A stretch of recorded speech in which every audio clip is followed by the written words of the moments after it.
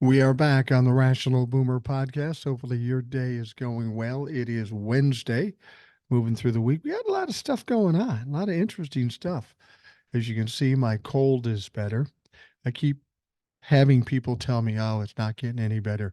You got to go into the doctor again."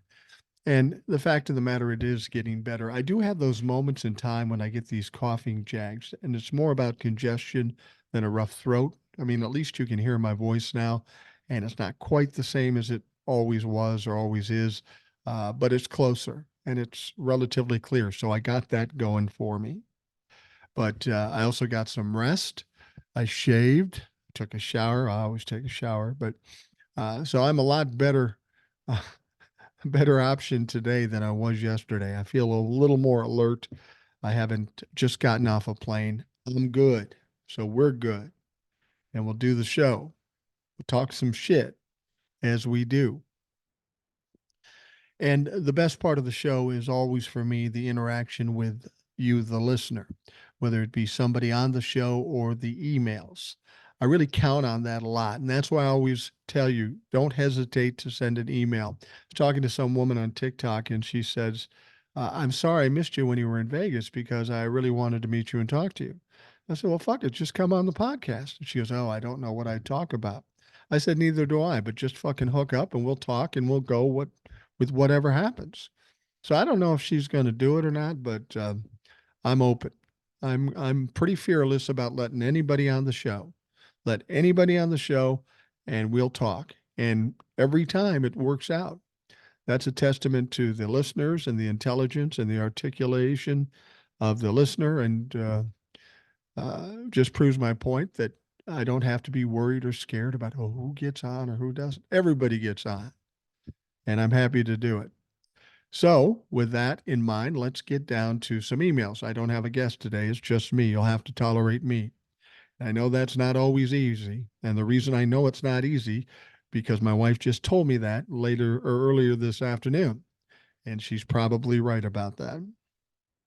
Anyway, first one isn't an email, it was put on the podcast page as a comment. And I'll read it because she makes an interesting point. This is Catherine, and she's written before. She said, I heard Keith Olbermann ask on his podcast, why did Nixon get a pardon after his presidency if he didn't need it? It's simple. He needed it. There's no such thing as presidential immunity. And she's absolutely right about that. What she's talking about is Donald Trump's claim that he has presidential immunity and they should shut down the case in D.C., the election interference case, because he's immune. And we know that he appealed it to a higher court, and then Jack Smith recently went over to the Supreme Court to get them to answer it to save some time. We'll talk more about that in a minute. But you're absolutely right, Catherine. If everything you do is legal, then you don't need a pardon. And I'm just going to throw in one thing real quick. We'll talk more about it too. But one of the reasons the Supreme Court will not side with Donald Trump in this situation is because what will happen in the future. Now, if they came back, and they aren't going to do this, they're going to deny it. They aren't even going to hear the case. I'm convinced of that. But even if they do come back and they say, look, Donald Trump is immune from everything because he was president.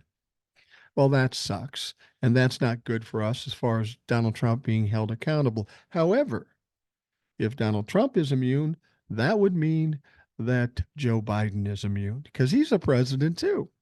So if Joe Biden's immune, he can go grift all kinds of money, take money from foreign countries, steal fucking documents, and cancel the 2024 election.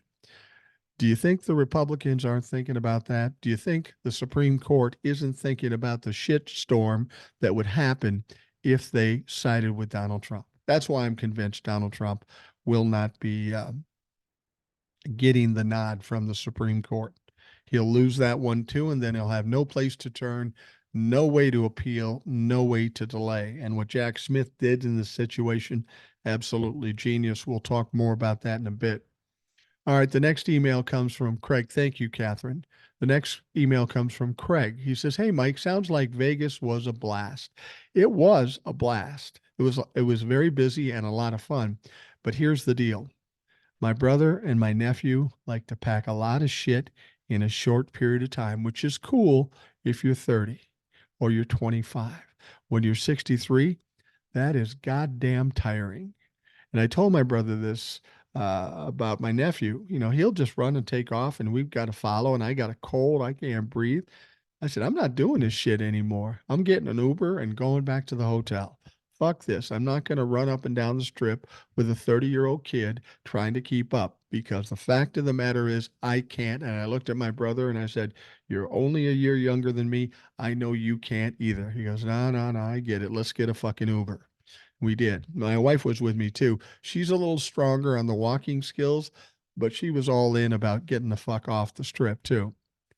Anyways, Greg says, I'll get right to it. Ken Paxton and the state of Texas have lost their goddamn minds. The Texas Supreme Court has ruled in favor of Ken Paxton after the woman who needed an abortion had to flee the state. What will happen to Texas and the rest of the states like Texas when medical professionals leave because they can't give women the health care they need? It's about to be a shit show, in my opinion. Thanks for taking the time to read my email, Craig. You're absolutely right. If these medical professionals feel like they're at risk, why would you do that?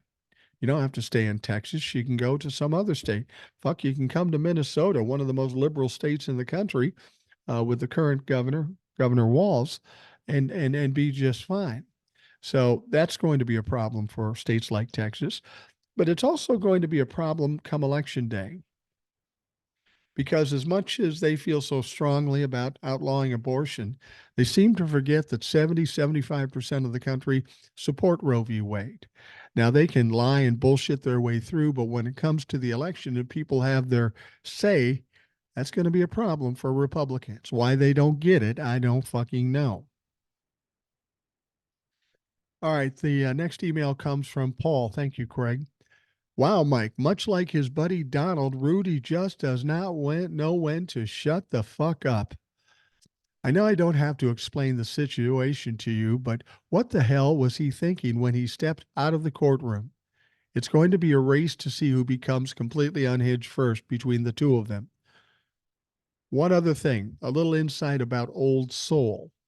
She's obviously intelligent, articulate, and insightful, but to me, what really sets her apart, she has what I call a bedroom voice. Oh shit. No, I don't mean that in a romantic sense. The way she speaks just has a very calm, soothing effect. It's very perplexing to hear her speak, and I do hope she is on once a week. I appreciate both of you very much. Take care, Paul. I know what you're saying. And it's not just her voice, it's the whole vibe she has. My wife and I sat and had lunch with her, and she has a very calming effect, because she's smart, she's articulate, she's confident about what she's saying, and she knows she doesn't have to be loud or boisterous or anything like that. She's very calm and quiet and very calculated in what she says, but she is sharp as a whip and quick as a whip. And that's what makes her interesting. And like I say, I talked to her about it when we were having lunch about coming on every week. I'm happy to fucking do it. If Old Soul wants to come on every week, just tell me what day and you'll be on. Because I know I would like it. I know all you motherfuckers would like it. So let's see if we can't get that done. All right. Well, looky here. Speak of the devil. And I mean that in nice terms. Here's an email from Old Soul. She says, hey, Boomer, it was nice meeting you in person and your wife for the first time. She's amazing and has great taste in music. I would agree. She says, I could talk true crime with her just as much as I talk politics with you. I just listened to the email you read from Paul, not that one. I can't say I blame him for his feelings. Many Americans share the same sentiment, but anytime I've felt that way about a person, my grandmother would quote Clarence Darrow. I've never wished a man dead, but I've read some obituaries with great pleasure. I get it. I hadn't heard that saying outside of my grandmother until Rush Limbaugh passed away. I then again saw the quote resurface with the passing of Pat Robertson. I can't think of a more fitting quote for such a man. I don't wish death on Trump or any of his gremlins, but I do look forward to reading their obituaries. Thanks, Boomer. Leave it to old soul to be more diplomatic. And maybe that's the interesting thing about her and I talking on the podcast. We're of a like mind. We think the same. Our opinions are the same, but we are the polar opposites in the way we present what we're thinking. Excuse me. There is a bit of a contrast there, and maybe that's what makes it interesting. All right. The next one. Who's this coming from? Let's see. Hi, Mike. I agree that it is incredibly telling about the Supreme Court only giving Donald Trump 8 days to respond.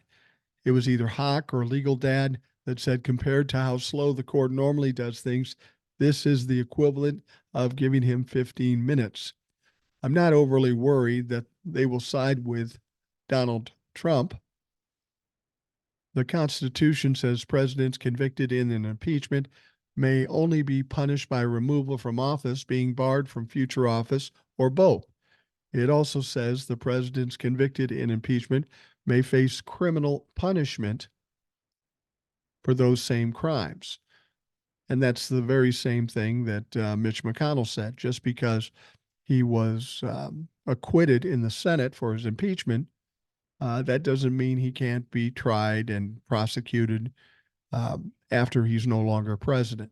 And he's no longer president. It seems like the framers did not intend for the impeachment trial to have anything to do with any criminal punishment, and it's purely a political matter. I personally expect that the court will rule against Donald Trump. I do too. And I actually expect them to give a decision, not just let Judge Chutkan's decision stand. The reason I expect that is because I'm sure they won't want to have to revisit this in the future in any one of the Trump cases. He goes on to say, I work with the Trump LaFuck. We got talking today about various things. We talked about healthcare, and he tried telling me the U.S. has the best healthcare in the world, that people from all over want to come here for healthcare because it's so great. He honestly said that if the government is involved, they'll screw it up and make it worse every time. He also seemed to believe if we went to universal healthcare system that the doctors wouldn't get paid. This echoes something Tom Powell Jr. talked about on TikTok. Trump LaFuck said the same thing to him about free college education. The Trump LaFuck had been led to believe that free healthcare or free education means the providers of those services aren't going to get any money. This level of stupidity is hard to fight. We need to keep educating the American people, and I'm glad most of the Gen Z isn't this dumb. Thanks, Eric. And you're absolutely right. You know, this universal health care, we've got other countries, every country that does it, and we don't. The only reason we don't is because the big pharma, the medical lobby, and all of that figured out a way to make money. They put some money in the pockets of the members of Congress to make sure they get to keep grifting. And it's all to the detriment of we the people. Quite the opposite of what these folks are supposed to do when they come to serve in Washington, D.C. This is the same argument I've always heard. We want to keep the government out of it because they screw everything up. Well, that's not altogether true. Let's be honest. If you let education run it themselves, they gouge students, telling them, "Oh, they got to go to college, and you're gonna have to go into debt, $100,000 for that education." Well, where does that make any sense? Put it this way, if you were to get education before going to college and somebody said to you, here's the deal, you go to college, you prepare yourself for the world and the job, but first we're going to put you in debt $100,000 or $40,000 or $50,000. Any good teacher would tell you, well, that's fucking not worth it. That's a stupid idea. But everybody's been led to believe, got to go to college to make big money. Fact of the matter is, most people coming out of college don't make anywhere near enough money to pay back their loans. So now they get in financial problems. They can't afford houses. They can't afford cars. The economy gets fucked. This is about being greedy. And every time you get somebody that's greedy, um, especially if they don't know the limit, when they're that greedy, they end up fucking it up for everybody because they want everything. They keep taking everything. And then when they have everything, they've got nobody left to grift. Nobody's got any money. If you don't have the money and you can't afford to go to college, what do colleges do or universities do when nobody can afford it? What do medical companies do if you can't afford to get health care? It is a failure of our government to be in the position we're in currently. I was just, when I was on this trip with my brother, he was going through something. He had something done with his back, and uh, he was in a car accident. It wasn't his fault, somebody else's fault. So he got lawyers and he got insurance companies and all this kind of stuff. And he had special circumstances, so he got a special kind of treatment. But then the insurance company said, "Hey, you got a special kind of treatment," and then they try to hide and cover up stuff, and then they come back to my brother and say, "Oh, by the way, you owe us $300,000." Their customer hit him, and now they want him to pay. Well, they picked the wrong dude to do that with. When he told my wife this, my wife came back in to the other room where I was and said, it took me by surprise, but I said, well, I feel sorry for those motherfuckers because my brother is not going to lose on this one. He never loses on these things. And fortunately, he has a lot of experience with dealing with legal matters. And they ended up folding up and dying because my brother posed enough of a threat because what they did was a little unsavory. And he knew it, and he knew who to go to expose it to him. And once they understood that, they said, "Oh, you know what? We'll just pay for it." I knew that would happen with him because that always happens with him. If I ever have a problem like that, I call him and say, "What do we fucking do?"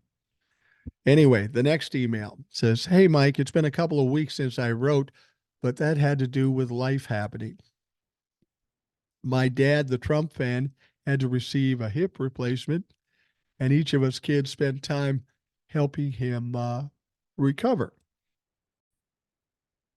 I was there all last week and even managed to have a political conversation with him without any yelling or hard feelings. Well, that's saying something. I take that as a win. He is recovering beautifully, especially for an 85-year-old. But to avoid any fights, I didn't listen to your podcast while staying with them.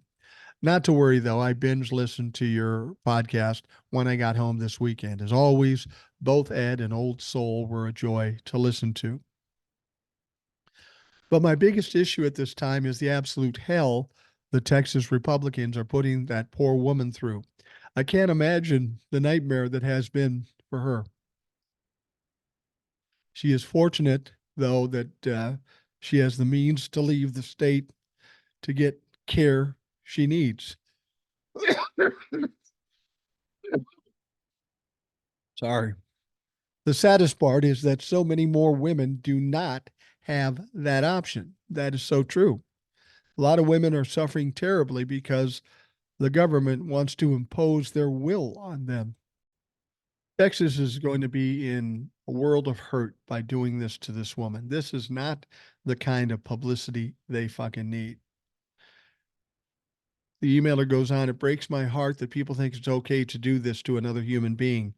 The Republican men in Texas and other states where they are stripping women of every drop of autonomy over their own bodies need to mind their own damn business. I can't wrap my head around how they think this is okay or how they justify their actions. There is nothing pro-life about this situation. Like you, I'm no longer directly affected by Roe v. Wade since I'm 62.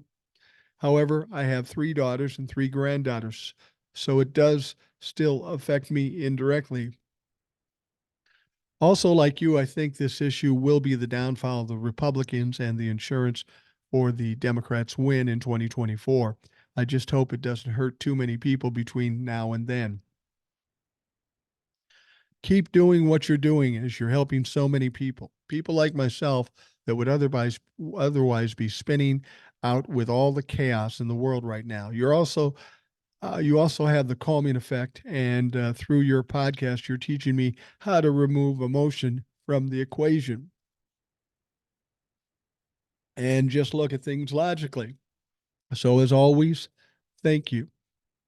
Hugs, Deb. Well, thank you, Deb. Deb is a regular emailer, and I appreciate it very much. And you're absolutely right. It is just appalling what's going on in Texas. I don't understand it. I don't know how they think this is going to work for them. I mean, they know all the facts we know as far as how many people support Roe v. Wade, but still, they want to force the issue. I have to wonder, is the evangelical support worth that much? There isn't enough of them to win an election. Is it just that they don't want to admit they're wrong? You know, once they've gone all in, do they just not want to stand up and say, oops, I fucked up. We'll change this up. But for whatever reason, they refuse to do it. And it's weird. It's very weird that this is how they're handling it. It is self-defeating because it will defeat them in 2024.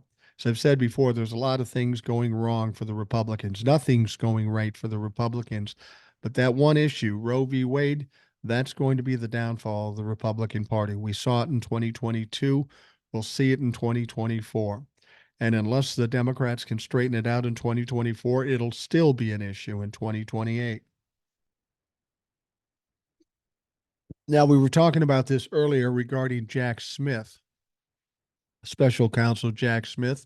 Um, he circumvented something that Donald Trump is trying to do. It's typical of Donald Trump to try to delay and delay and delay. And Jack Smith got tired of the bullshit and said, fuck it. I'm going to go around him and try to cut him off at the pass. And as we've talked about in the emails, I think that's pretty much what's going to happen. Jack Smith quickly moved up the ladder from the appellate court to the Supreme Court to rule on Donald Trump's claim of presidential immunity in Washington, D.C. court case. And it was praised by one former federal prosecutor who pointed out that Smith brought in an expert to press the case. Now, on Monday, the court agreed to expedite the case, thereby skipping the Court of Appeals, leading to the prospect that could keep the trial on track for a March start date. And that's absolutely important. But, you know, as I've said before, what Donald Trump did, he got the ruling from Judge Chutkin. She said, no, you don't have fucking complete immunity. Fucking Constitution says that. So, of course, he appeals it to the appellate court. And Jack Smith knows what the strategy is here. Go to the appellate court, wait, get a ruling, lose, appeal it to the Supreme Court.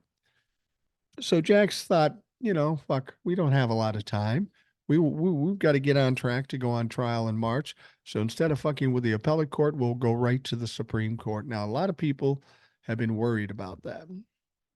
Well, the Supreme Court has 6 conservatives. They're going to side with Donald Trump. No, they're not. They will not. I don't know how soon they're going to come back with a decision, whether they're even going to hear the case or not, but they are not going to side with Donald Trump. There is no basis in law for them to side with Donald Trump. And the problems this would create are ridiculous. I mean, the whole thing would be unconstitutional. And as I said, Joe Biden or any other future president would have free reign to do whatever the fuck they want, even shoot somebody on Fifth Avenue, like Donald Trump said. Any crime that a president would commit, they would get off scot-free even after they're no longer president. That's ridiculous. That's not how this works. Now, writing on her Substack platform, ex-U.S. Attorney Joyce Vance wrote, "The move by Smith is unprecedented if for no other reason it involves a former president." Vance then argues that the special counsel is asking them to tell Trump that immunity and double jeopardy, an argument with even less merit than immunity, is off the table so the case can proceed to trial. Now, the interesting thing about this, once they get this response from the Supreme Court, that's the end of the road for Donald Trump. There's no way he can go and delay this any longer. He's just got to wait for the March date, go on trial, and let the chips fall where they may. Now, she added that, in her opinion, Smith is getting crackerjack appellate advice. She noted that he brought on a well respected attorney who has years of expertise in arguing cases before the nation's highest court, the Supreme Court, pointing out that the brief lists former Deputy Solicitor General Michael Dreeben on board as counsel of record, Vance added. He was the chief appellate advisor for the Mueller investigation. He left the Solicitor General's office for private practice after that. But he's not a political guy. His North Star has always been the rule of law and his commitment to the Constitution. Dreeben was in the Solicitor General's office for over 30 years. For 24 of them, he was the Deputy Solicitor General over the criminal side of the office. He's argued more than 100 cases before the court and briefed many more. The court has enormous respect for him. And that was a smart move by Jack Smith. You know, we get a lot of people worrying about what's going on with these cases. And I always say, just fucking relax. Jack Smith knows what he's doing. I don't know Jack Smith personally, but I've seen how he's handled things up to this point. Jack Smith is very methodical. He's a very smart guy, and he sees into the future. This is the one thing that's different about him than Republicans in general, and Donald Trump and his lawyers specifically. He sees beyond the end of his nose. He's 3 or 4 steps ahead of these people, as is proven to be the case when he went right to the Supreme Court. This is making Donald Trump and his lawyers very nervous. They're upset that he went to the Supreme Court, and they're bitching about it. But we all know that's where it was going to end up anyway. He's just cutting out the middleman, if you will. And they're upset about it because it's taken away one of their main strategies, and that's the delay tactics. And you know, the thing about it is, I wonder why they keep doing these delay things. I mean, I understand why, to make it more time, give them more time to do what they want to do. But in none of these cases where they've delayed, that's all it's done. It's not put them in a better position. It's not given them more time to plan or strategize or come up with a better effort to get their way. It's just a matter of time wasted, and then they get their ass kicked. I understand the strategy, but all you're doing is delaying the inevitable. And I think they do this at the behest of Donald Trump. Donald Trump thinks he's a brilliant man, and all his life he's delayed. But in those times when he was in business and he did all these delays, he was able to run people out of money or time or whatever. But now he's up against the U.S. government. I'm sorry, he's not going to be able to run them out of money or time. They're going to do whatever they have to do. And while it's frustrating waiting for these delays, just remember, every one of these delays he's had, he's gotten hammered in the end. He's lost in the end. These delays have done nothing but cost time and have done nothing to help Donald Trump. And of course, this situation with Jack Smith going to the Supreme Court is not only not going to help Donald Trump, but it's going to devastate him. Donald Trump is always about pulling things out of his ass to try to delay something or avoid something or get out of something.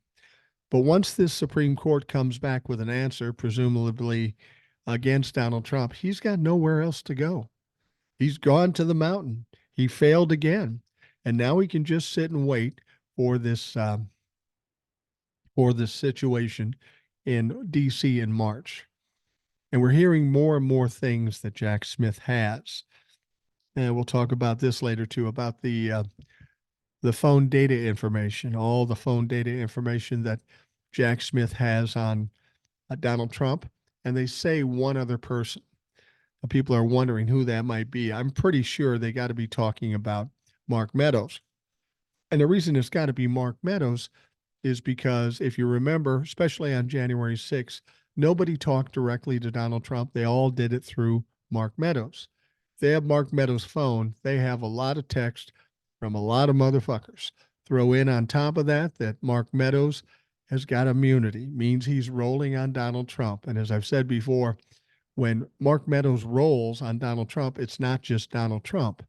It's everybody else that tried to contact and was talking to Donald Trump because they went through him.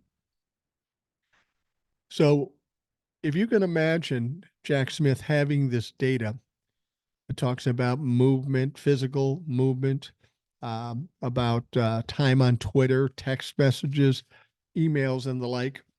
This is devastating for Donald Trump, and I think he understands that. I think he's got to be pretty fucking nervous. He's probably shitting his pants. I mean, more than normal.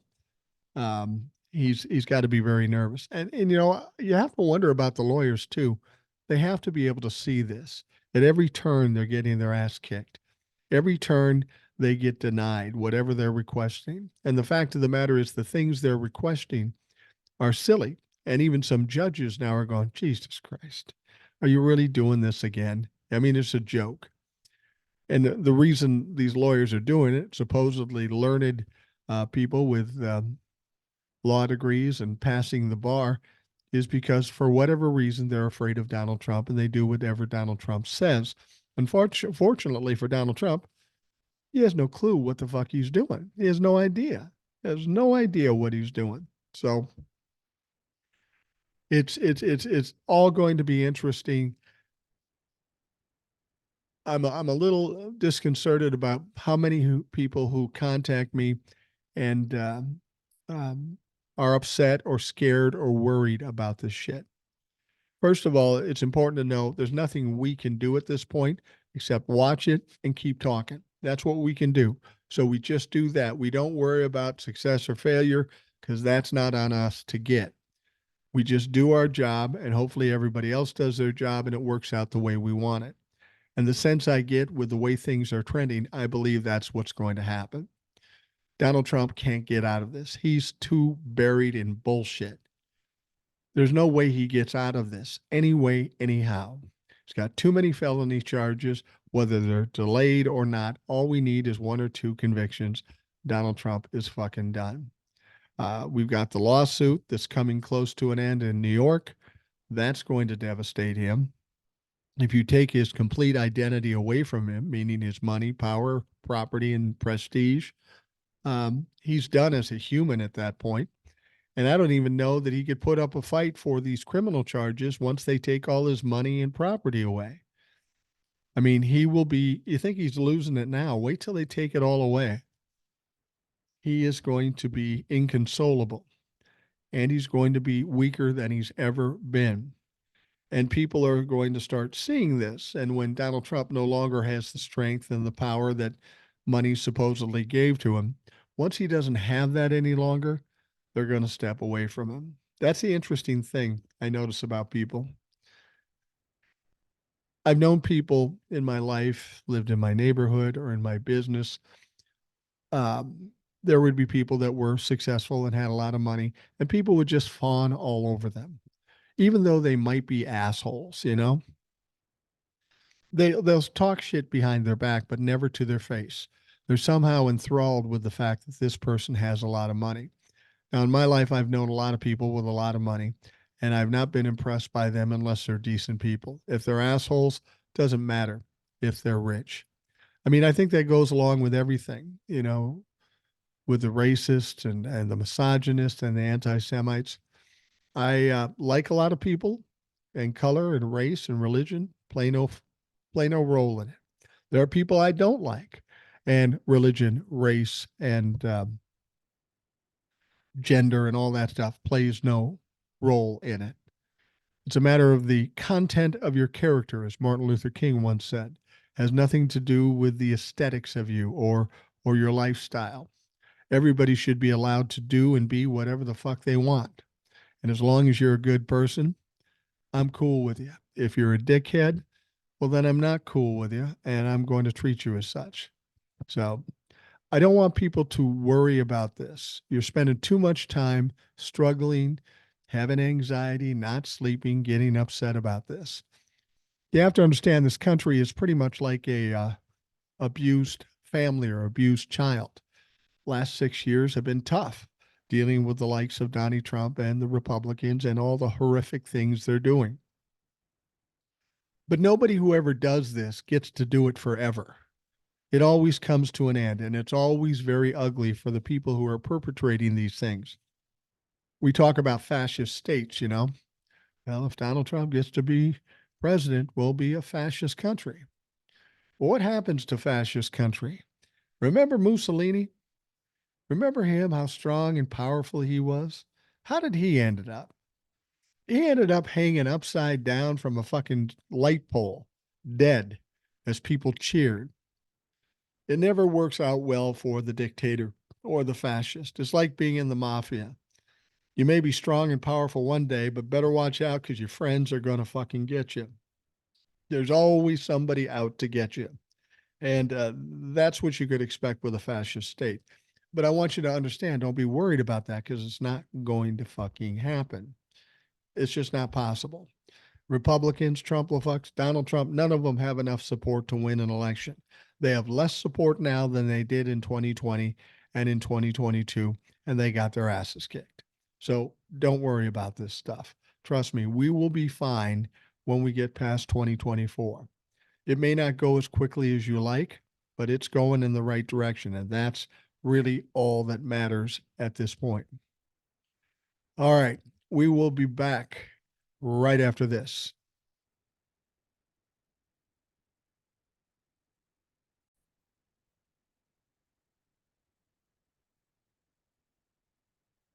Well, as we talked about yesterday, Rudy Giuliani is in court, and it's regarding his defamation case against the two poll workers in Georgia. You remember they were just doing their jobs, and Donald Trump and Rudy Giuliani called them out and said they were stealing or stuffing ballots or whatever the fuck they were doing. And none of it was true, of course. And Rudy Giuliani is much like Donald Trump, can't learn a lesson, does the stupidest things, going full Donald Trump yesterday. He's in court for defamation. So what's he do? He steps outside the courtroom a la Donald Trump and he defames them a fucking again. And the attorneys for Shane Moss and her mom had enough wherewithal to take that videotape, bring it in, and play it in court.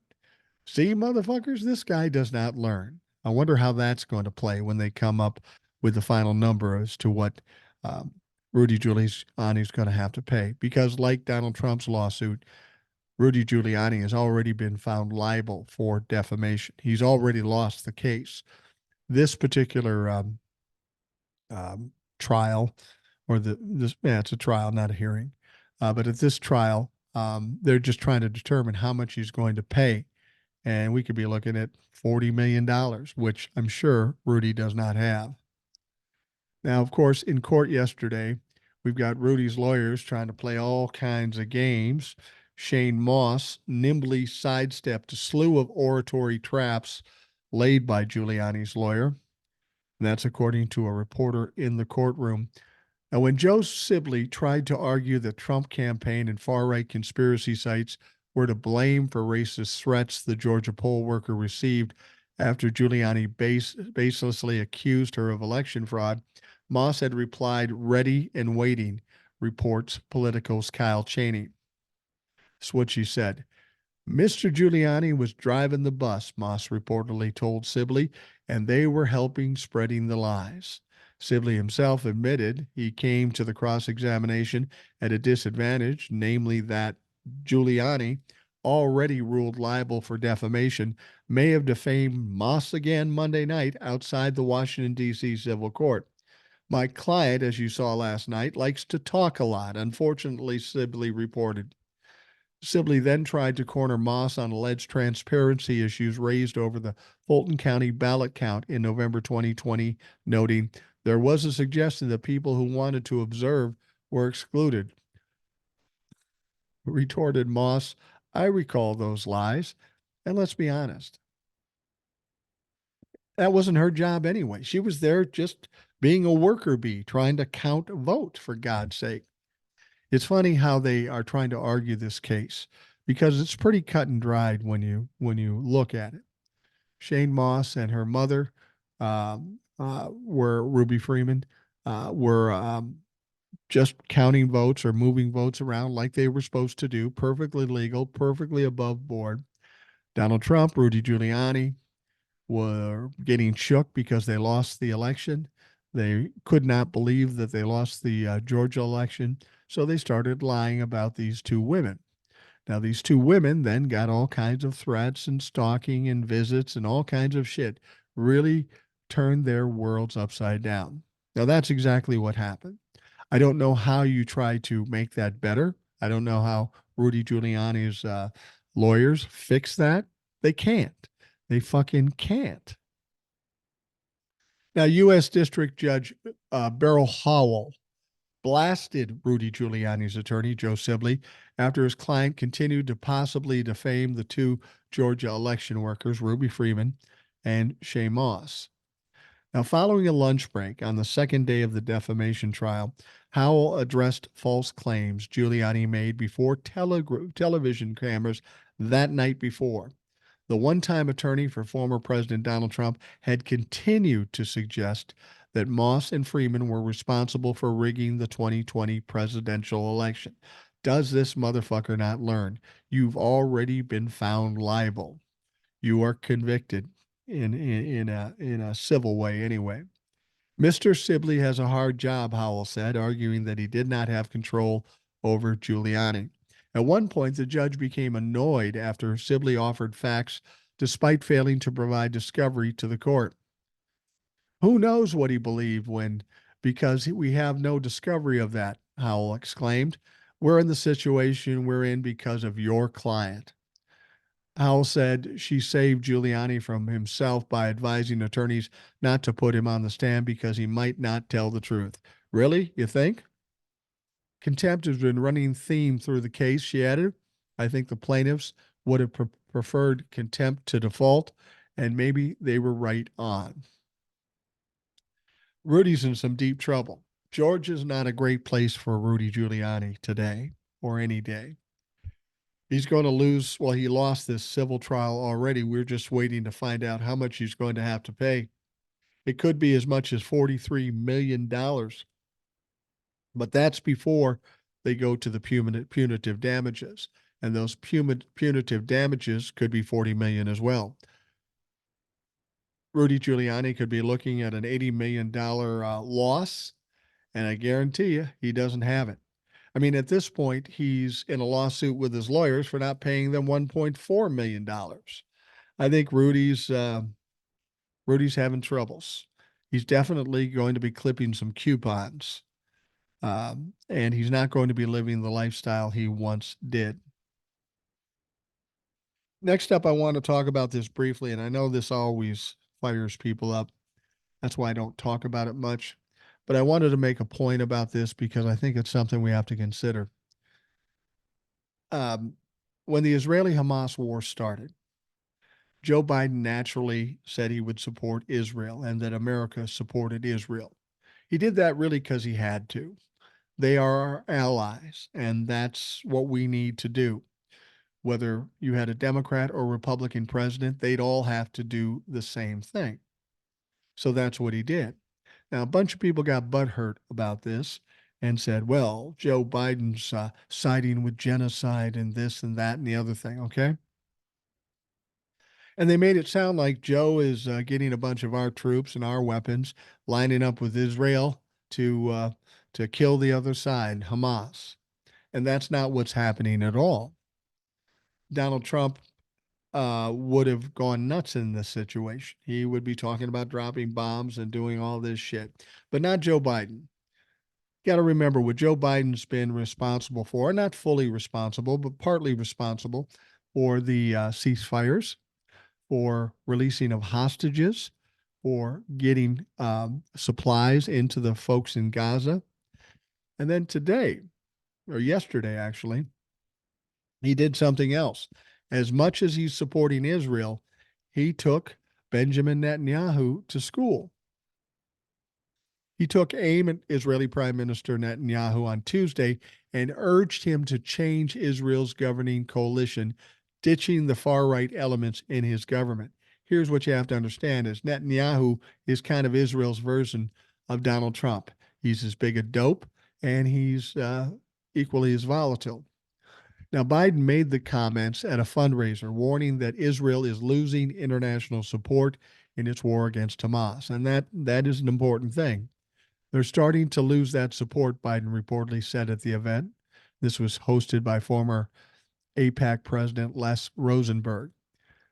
Netanyahu has to change his government. This government in Israel is making it very difficult, Biden said, according to a report from Reuters. He went on to say he also said that ultimately Israel can't say no to a Palestinian state, which Israel hardliners oppose. You know, Joe Biden likes the idea, and most people like the idea of a two-state resolution. Trouble is, Israel is not for that. And I don't even know that Hamas is for that. So we're dealing with people that can't negotiate because they're not willing to negotiate. Biden said we have an opportunity to begin to unite the region, and they still want to do it, but we have to make sure that Bibi understands that he's got to make some moves to strengthen. You cannot say no to a Palestinian state. That's going to be the hard part. Now, the Times of Israel also reported that Biden said Netanyahu is a good friend, but I believe he needs change, referring to his coalition partners. One of the things that Bibi understands is that Israel's security can rest on the United States, but right now it has more than the United States. It has the European Union. It has Europe. It has most of the world supporting them, but they're starting to lose that support by indiscriminate bombings that take place. Israel has a tough decision to make. Bibi has a tough decision to make, he concluded. And Biden is scheduled to meet with the family members of Americans taken hostage by Hamas from Israel on October 7th during the attack. 1,200 people dead. Hamas to this day continues to hold women, elderly people, civilians in significant numbers. And yet still it's saying, hey, how about everybody just stops? So we believe that Israel has the right to defend itself, said Biden National Security Advisor Jake Sullivan this week, while blaming Hamas for the breakdown of negotiations that led to previous deals to release hostages in exchange for pauses in fighting. I think Hamas would like this to stop. And I think that Hamas will not give up its hostages until there's some agreement to stop. The Hamas is concerned that if they give up the hostages and there's no leverage, that Israel will blow them off the face of the earth. And I think that's a reasonable assumption. They've said as much. They want to wipe Hamas off the face of the earth. And I don't think that's necessarily a bad idea. I understand why they want to do that. They were attacked by Hamas. Now, it's funny, every time I talk about something like this, I'm not really picking sides here. I think war is bad regardless of who's in it. I don't know if there are bad sides and good sides. I'm sure there are. But again, no dog in this fight. People I do support are the innocent people that seem to be the collateral damage that always get killed or injured or held hostage or whatever. Those are the ones paying the price, and the people starting the war and running the war are the ones that seem to make out pretty good. Joe Biden may have gotten some negative heat because of his siding with Israel, but he had no choice in that matter. But if you see what he's doing now, he's not going over there and fighting with Israel and Netanyahu. He's trying to be a mediator. He's trying to slow things down and make things better. And people always say to me, do you think Joe will lose the election because of siding with Israel? And I think quite the opposite. I think Joe Biden will get more support from what's going on in the Israel Hamas war. Now, you're probably saying to yourself, how the fuck does that happen? Well, you see what he's doing right now. Eventually, they're going to come to a resolution, at least a temporary resolution in this situation. And Joe Biden will be a big part of this. He's the guy with the power. He's the most powerful man in the world. And he has the ability to negotiate this thing out. And let's be honest, if you were going to pick somebody to negotiate something like this out, no better person than Joe Biden. Nobody more experienced than Joe Biden. Nobody more even tempered and logical and respected by both sides to a certain extent. So he will get this done. And when this gets done, then he'll be a hero. And this is what the Republicans know. This is why they're trying to beat him down so fast and so hard now, because they know when this comes to an end, presuming it comes to an end sometime before the election, he's going to benefit from it. The Republicans know this and they're freaked out about it. So they're trying to do everything they can to make him look bad. But hell, they've been trying to do that since he took office, since before he took office, and they have failed at every fucking turn. So I'm not too worried about that.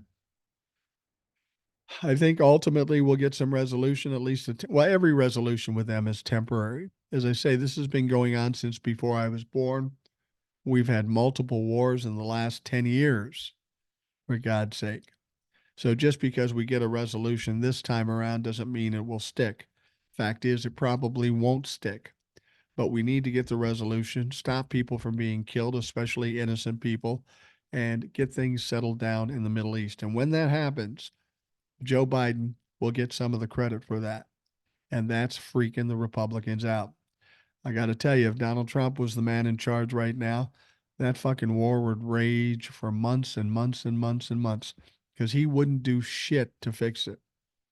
He's certainly not the guy that's going to be able to mediate it. He doesn't have much international experience, and he would fuck it up because Donald Trump fucks up everything. Now, while on the topic of Donald Trump, I saw the most hilarious video I've ever seen Donald Trump do. And if you saw it, you might think, oh, this is AI. This can't be fucking real. This is crazy. This is stupid. No, this is real. And this is Donald Trump. Donald Trump basically did a commercial. And it's a very opportune time for this commercial because we're so close to Christmas. And Donald Trump has an offer that would be a perfect gift for that perfect someone on your Christmas list. Donald Trump, of course, has decided to sell another series of NFTs, the digital cards. You know what they are. They're not anything, they're digital. You don't get anything real. They email you some digital art, and I use that term loosely. And he claims that the first couple series that he put out sold so fast and so quickly, he had to do another one. And this one is extra special because this series is called the Mugshot series. He made so much money apparently off the mugshots and the t-shirts and all that stuff. Now, Ed told me that he's not getting the money for it because he doesn't own the picture. I don't know that that's true. I don't know that he'd be doing this if that were the case, but nonetheless, he may end up in a lawsuit over that as well. But so he's selling these NFTs for $99. And oh man, you can't afford not to buy something as beautiful as that. They basically take Donald Trump, make him a physical specimen in the picture, and do what Donald Trump does best. They fucking lie about him. And they sell these NFTs. Now, they said they sold out the first two series, and I don't know how that's possible. This isn't a any kind of material. It's all digital. So you could print out many of these as you wanted.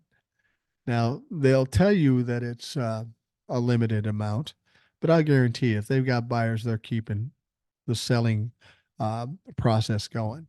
Donald Trump is not going to leave any money on the fucking table. But what was so funny about this, it wasn't just that he was getting another NFT, that he was trying to grift money from his idiots, but there's something else. But wait, there's more. He also said in the video, he said, listen, if you buy all 47 NFTs at $99 a piece, which is what like $4,500 or $4,700, something like that. If you buy all of them, you're going to get an actual physical Donald Trump mugshot trading card. But that's not even it.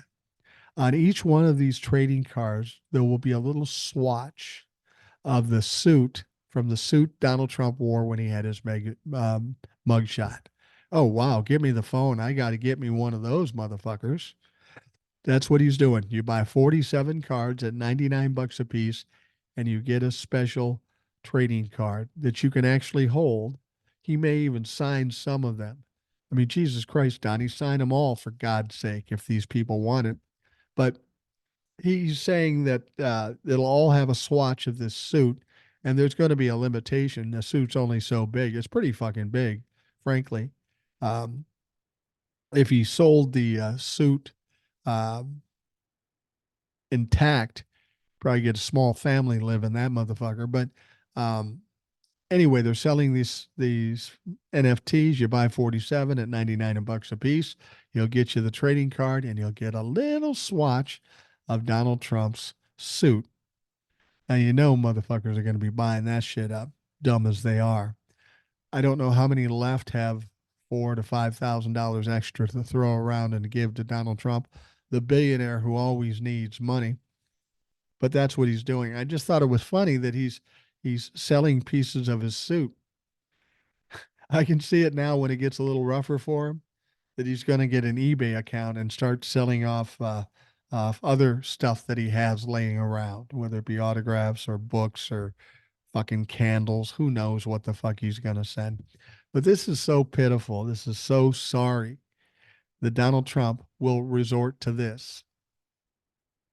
Now, the fact is, in terms of money, it might be a smart decision for Trump. They claim, now, see, this is the thing. They're acting as if this is real. And if it's coming from Donald Trump, there's no way to know that. But they're saying he managed to raise 7.1 million off mugshot merchandise in just a few days after his August 24th booking photo was released. Although the cards exist only in digital realm as NFTs, non-fungible tokens, any person who purchases at least 47 cards, there must be more of them, will also get the physical trading card, the ad says, and will include a piece of the suit he wore to the Fulton County Jail after he was arrested on charges of widespread conspiracy. Now, the ad copy at the collecttrumpcards.com claims that the mugshot edition of the cards represents a moment in history since it's the first ever mugshot of a United States president, former president. The ad copy also notes that Trump has a furrowed brow with a determined gaze, which says he'll never surrender, and adds his card is not just a keepsake, it's a piece of history and a testament to resilience. And it goes back to what people have said before. Um, Never surrender, even though that moment when he got that mugshot, he had just surrendered. That's what they call it when you give yourself up to the court after you've been indicted. Now, in a video posted with a True Social promo, Trump said, "It was a great suit, believe me, a really good suit. It's all cut up and you're going to get a piece of it." The mugshot suit series isn't the only way Trump is trying to milk his supporters for loot. He's also selling mugshot wrapping paper and, and Christmas stockings. Wow. Wow. You know, the average folks would be embarrassed by doing this. And certainly anybody that would have an interest in buying it isn't sharp enough to be embarrassed. It'd be interesting to find out how much of this he sells. But the problem is even if he sells nothing, if his books go like Marjorie Taylor Greene's books went, if his NFTs go that way, they may be a total failure. But you'll never hear that because Donald Trump will never tell you he failed. He'll always say, well, we've got a world record amount of money coming in on this one. This was absolute genius. Well, when it comes to Donald Trump, there is no genius. He's an absolute idiot.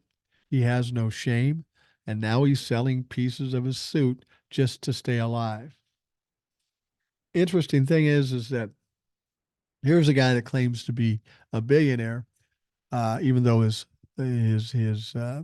income tax reports show that he's not.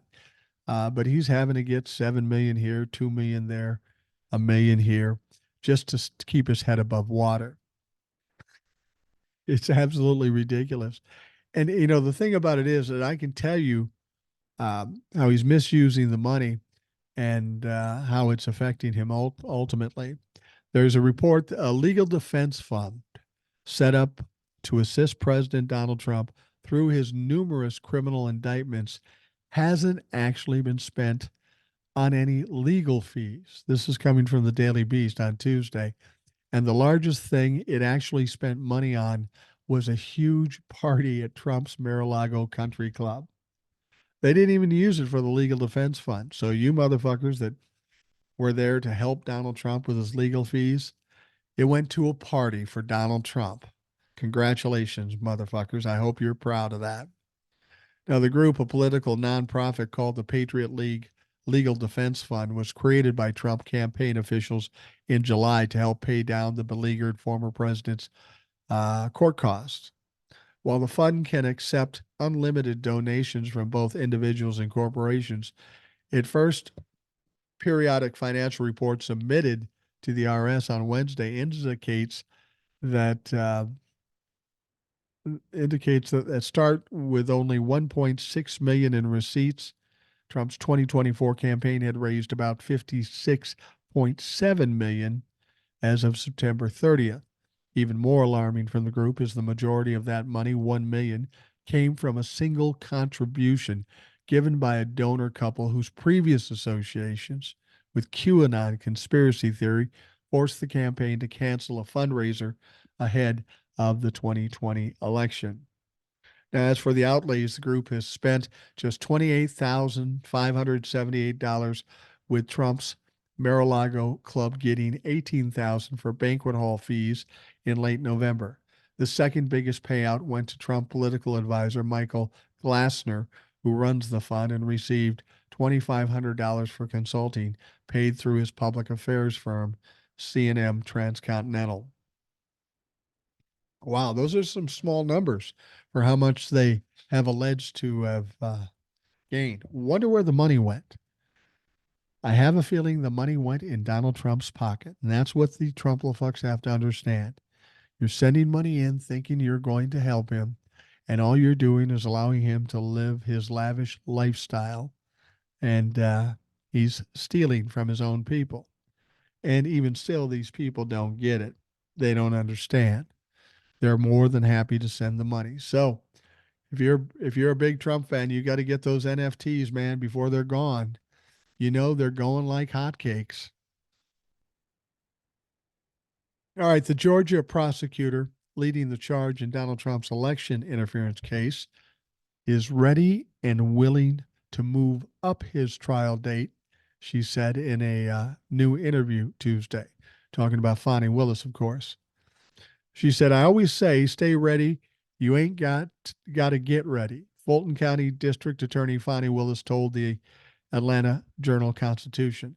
Willis then acknowledged the fluidity of the court proceedings that can turn on a dime, as special counsel Jack Smith proved Monday with a top-of-the-fold filing demanding the Supreme Court consider Trump's immunity. Now, Smith hopes to fast-track his federal election fraud case to make sure that Trump stands trial before the 2024 election. If Trump claims victory, he could reinstate the immunity he says protected past actions. But the move could prove risky because if the court rules Trump's post-2020 election acts are protected as presidential acts, his and Willis's case could be doomed. Now, Willis didn't directly address Smith's new tactic in the interview, but his name did come up when asked about the Republican senators who have accused her of colluding with the House January 6 investigators and demanded to see her communications with the special counsel's office. I think it's pretty clear that Fonnie Willis will do exactly what Alvin Bragg did up in the Manhattan district. Tell these motherfuckers to pound sand. You have no jurisdiction here. That was the case in New York.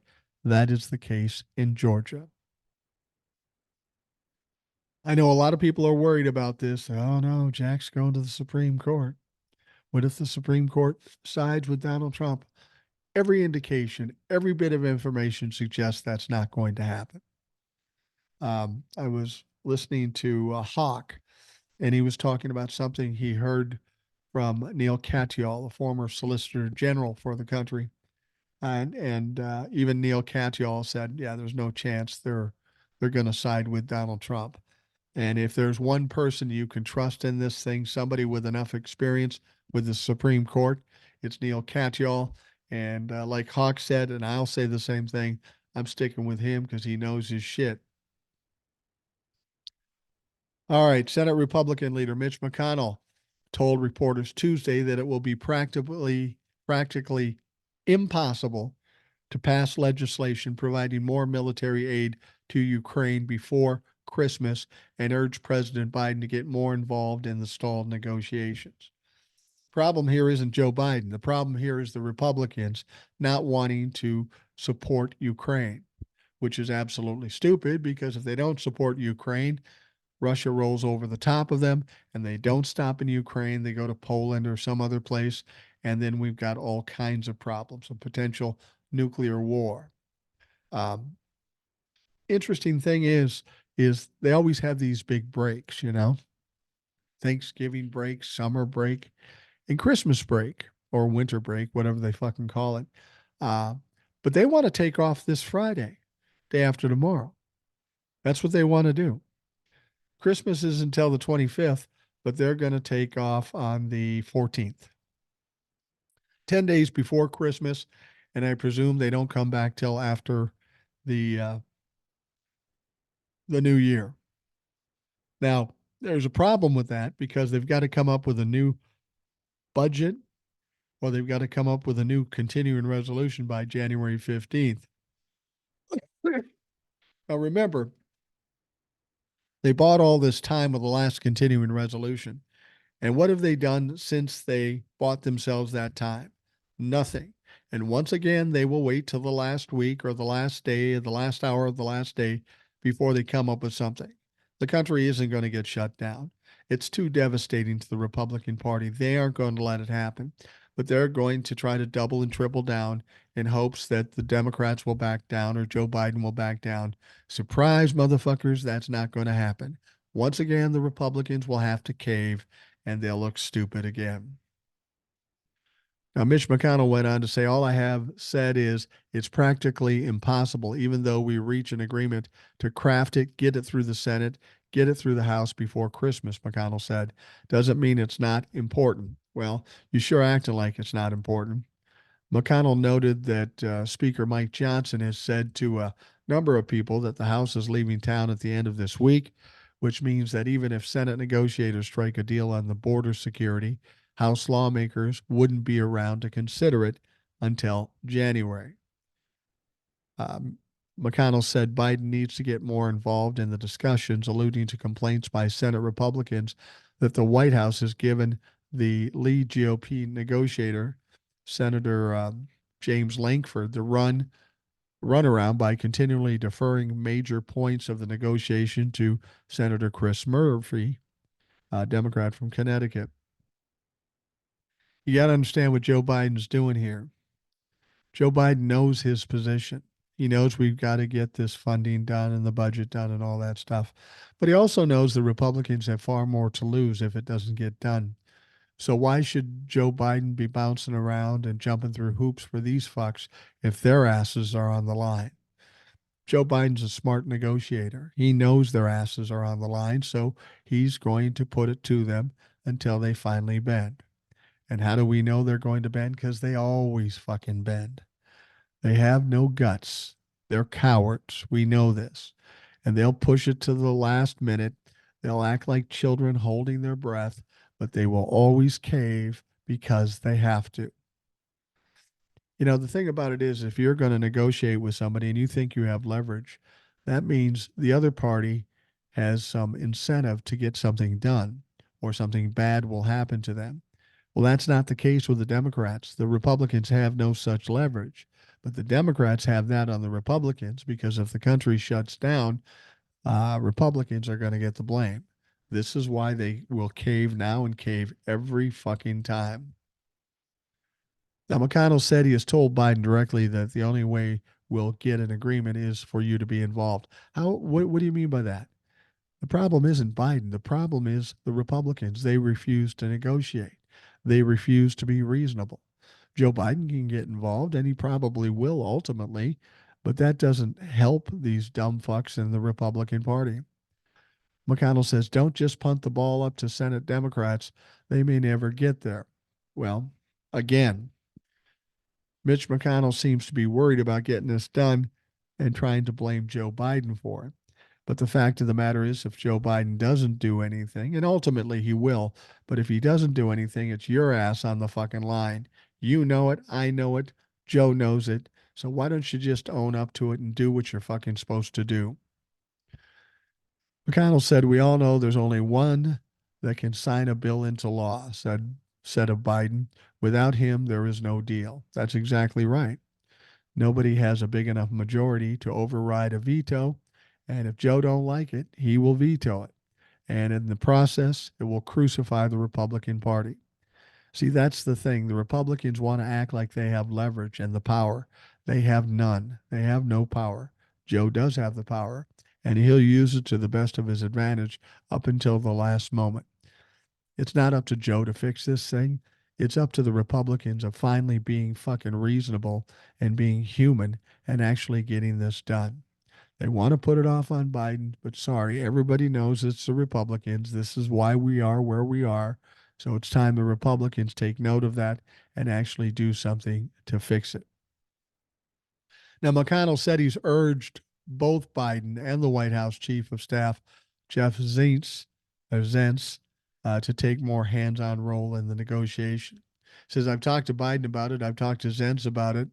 There's some indication last night they're going to finally engage rather than just sending James Lankford and his team back to the Senate Democrats, he said. Well, here's the thing. You want Joe Biden involved to negotiate with the Republicans, the very same people that want to impeach him for no fucking apparent reason. They have no evidence. This is why I would say to McConnell, you want them to negotiate with unreasonable, fucking unhinged motherfuckers. They don't want to negotiate with Joe Biden. The unfortunate thing is you have a faction in your caucus, the MAGA fucks, that want the country to crash, want chaos, want everything to go to shit. That's not on Joe Biden to fix them. That's the Republicans. That's Mitch McConnell. That's Mike Johnson. They've got to fix this if they want to get it fucking taken care of.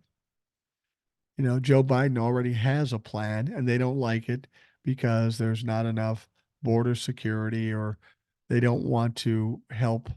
Um, they don't want to help the Ukraine uh, country. Oh man. One last thing before we let you go here.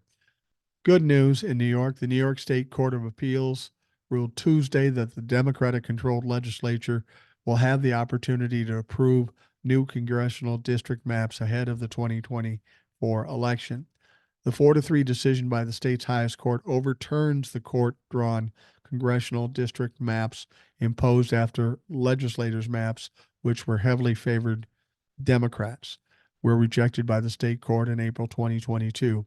The court maps drawn by a court-ordered special master in 2022 erased Democrats' advantages in key districts and forced New York's delegation of House Democrats into a costly game of musical chairs. Now, you're probably saying to me, why would you talk about that? That's hurting the Democrats, not helping the Democrats. That's more benefiting the Republicans. The reason I bring that up is just to show you it's not just the Republicans that try to do this gerrymandering bullshit. The Democrats do too. And every time one of the parties tries to do this stuff, it hurts us. It limits how we're represented. And in this case, it was the Democrats. In many cases, it's the Republicans. Um, This problem is bigger than the parties.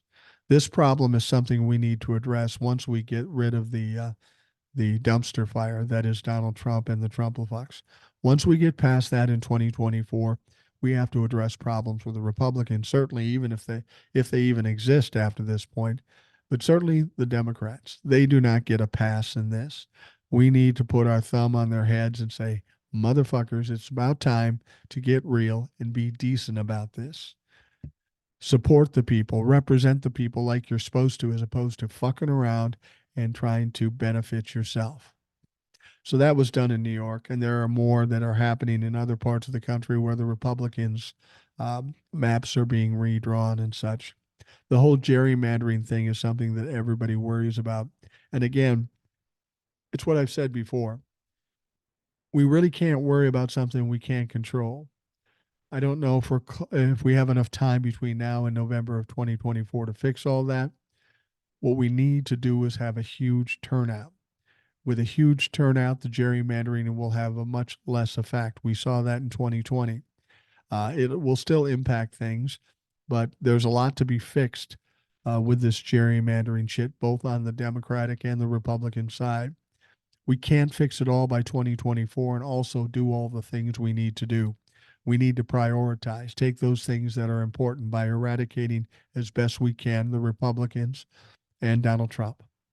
And then once we get past that, then we can look at how our government is working in terms of the gerrymandering and the districts and all that stuff. We can't do it all at once, so we don't. We do what's most important, what's most dangerous to this country, and then we move to the next thing. That's the best way to do it. All right. We are going to wrap things up for the Rational Boomer podcast. I want to thank you very much for taking the time out of your day to listen. I hope you have a great day. And of course, we will talk to you again tomorrow.